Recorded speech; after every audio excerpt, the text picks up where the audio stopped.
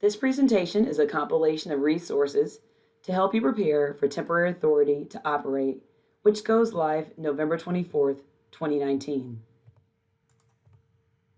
Over the past few months, we provided some resources to prepare you for the TA Go Live date.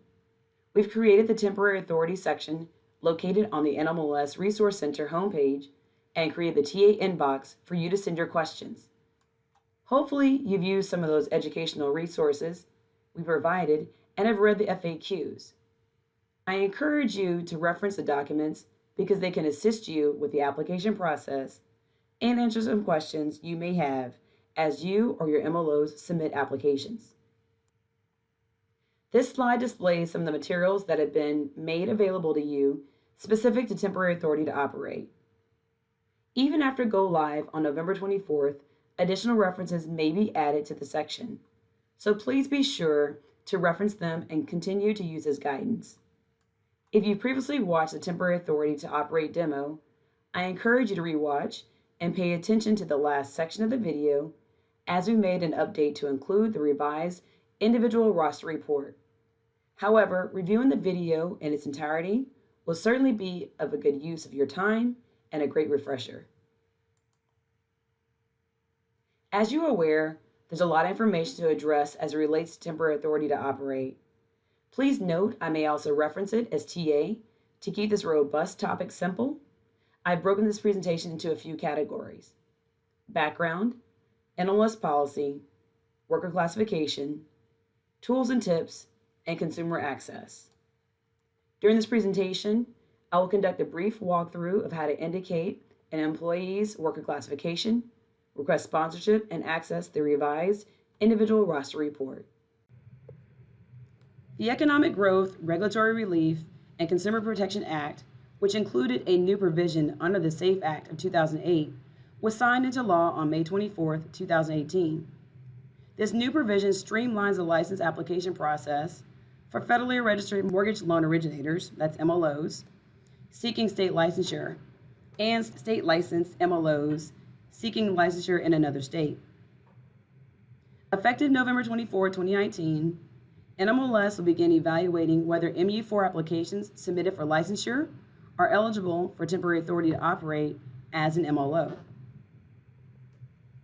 To be considered eligible, an MLO must be previously licensed continuously for the past 30 days or federally registered continuously for the past year, with no break in service greater than 14 calendar days when transitioning to a new license. The individual must be a W-2 of a licensed mortgage company.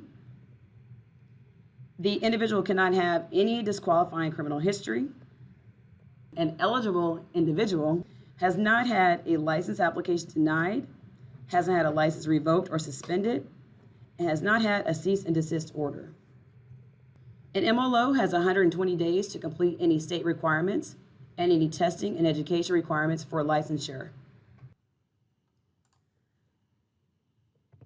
In order to be eligible for TA under 2155, an applicant must be a W-2 employee of a state licensed mortgage company if they wish to take advantage of TA. To meet the legal requirement of an employee, SRR recommends using worker classification.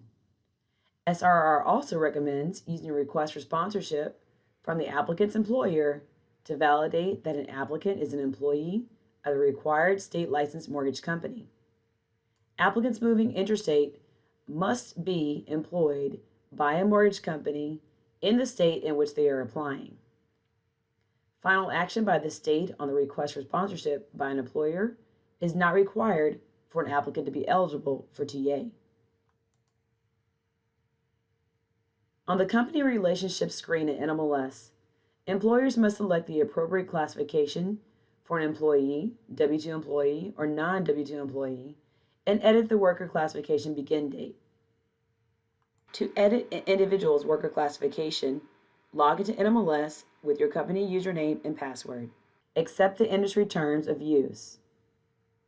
Note the information message, one or more individuals you have a relationship with does not have worker classification information filled in, continues to appear on the dashboard until every individual associated with the company has been classified as a W-2 employee or non-W-2 employee.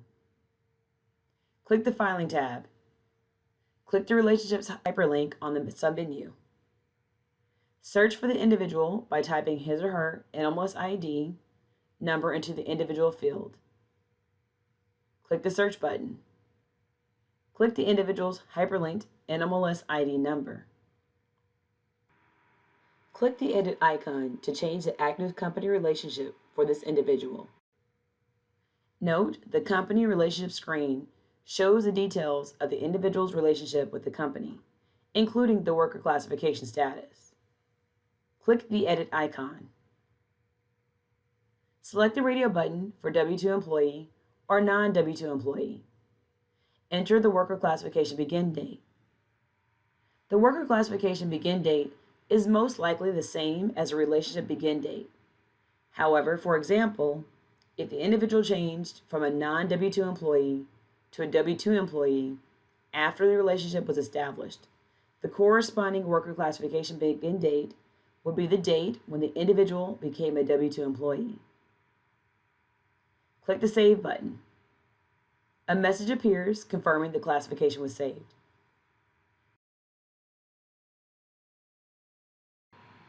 For the next few minutes, I want to go over some tools and tips that are coming from guidance we provided to you via the Resource Center. I want to start off with break-in service. And the goal as I go through these slides is not to read every slide to you, but to highlight key points as you go through them. 2155 does not speak to breaks in service. It speaks to continuous registration and licensure periods. There are some key considerations. And one is that typically MLOs do not leave and start jobs on the same day. As such, if a break-in service was not permitted, those who changed jobs would not be eligible for temporary authority. A break-in service allows for ease of an MLO's employment transition and keeps them eligible for temporary authority. And it starts with the loss of registration or licensure and ends with sponsorship requests. And that request does not have to be approved. And break-in service is not calculated by employment dates.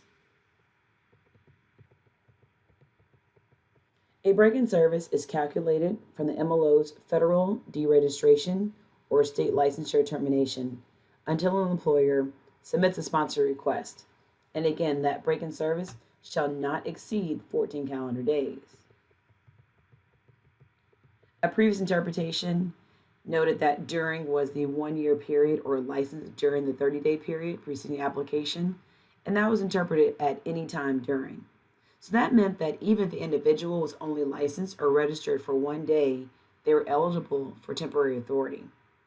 A review of legislative intent changed this interpretation. So the current interpretation means that during is continuously throughout the 1 year or 30-day period as applicable to the applicant. A simple scenario is if an MLO leaves their job on Monday, November 25th, 2019, and the federal registration ends on that day, on Monday, December 9th, 2019, their employer requests sponsorship. The MLO is eligible for temporary authority since the time between the end of the federal registration and the request for sponsorship has only been 14 calendar days. Now, if the employer requested sponsorship on December 10th, the MLO would not be eligible for TA because this would be on the 15th calendar day. I also want to highlight some events that end temporary authority, and there's 5 key events that end that. One is if you have the application withdrawn. Another is if the application is denied or intent to deny is applied. Now, with intent to deny, it only ends temporary authority in the application state. And the MLO can appeal the denial of the license, but not the termination of temporary authority. If a license is approved, meaning that the state grants licensure, a regulator does not have to wait 120 days to approve an application. Another way to end TA is if the application is incomplete after 120 days. So temporary authority can exceed 120 days if the applicant has completed all licensure requirements and the agency has not yet made a final disposition. Once sponsorship is rescinded, TA ends and the applicant cannot regain TA with subsequent sponsorship. Another educational tool that I want to bring to your attention and highlight is about the professional standards for testing and education. So the law permits qualified MLOs to originate loans while completing the SAFE Act mandated federal and/or state requirements for licensure, such as education or testing. And a qualified MLO does not need to pass the SAFE Act test or meet pre-licensure education requirements to obtain temporary authority. However, MLOs need to complete testing federal and state education requirements within 120 days of their TA start date. So during that 120-day temporary authority period, the qualified MLOs are permitted to originate loans. You want to be sure to access the professional standards link on the NMLS Resource Center, and that's a state-specific education chart. It is a key document that's going to help you determine which requirements are met or required for education for each state. Also, the course completion and compliance record. The functionality in NMLS is an integral part of determining if an individual is compliant with pre-licensure, education, and CE. And also, an approved course provider has 7 calendar days after the end of a course. And so you want to keep in mind this right here, which are SMART TA authority deadlines. Now, you may remember this if you've looked before during the time of renewal. So we've come up with the SMART TA deadlines.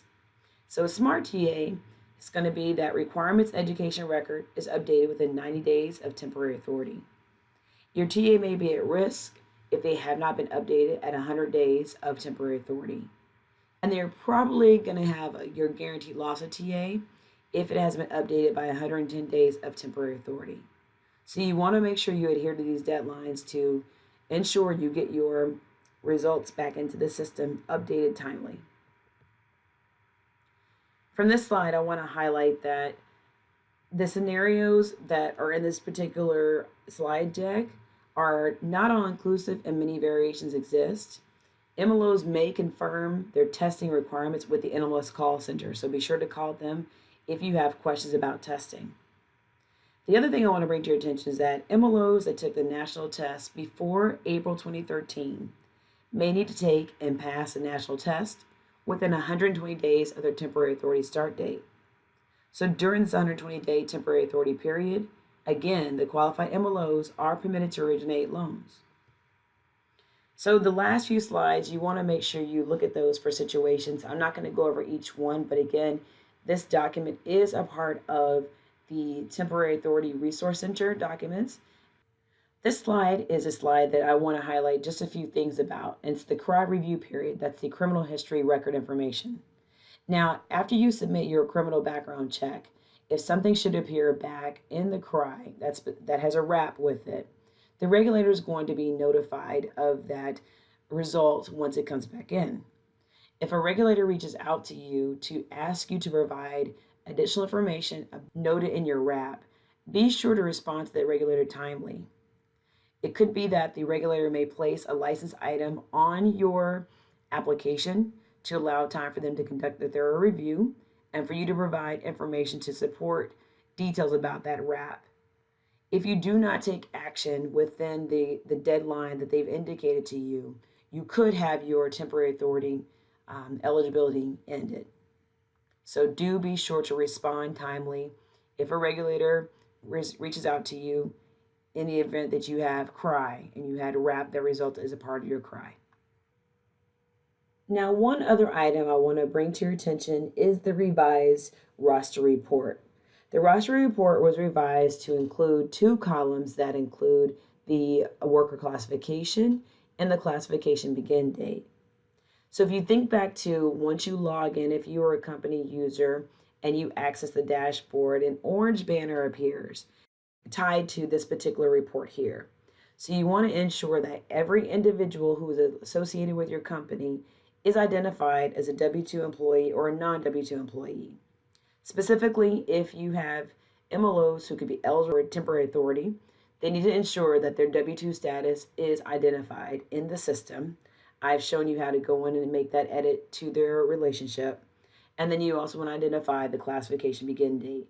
So if you want to run the report, you just simply access the Reports tab, request the individual roster report. You can drill down to the mortgage industry since TA is only applicable to the mortgage industry. And this report is just like all the other reports, they have 1 day lag.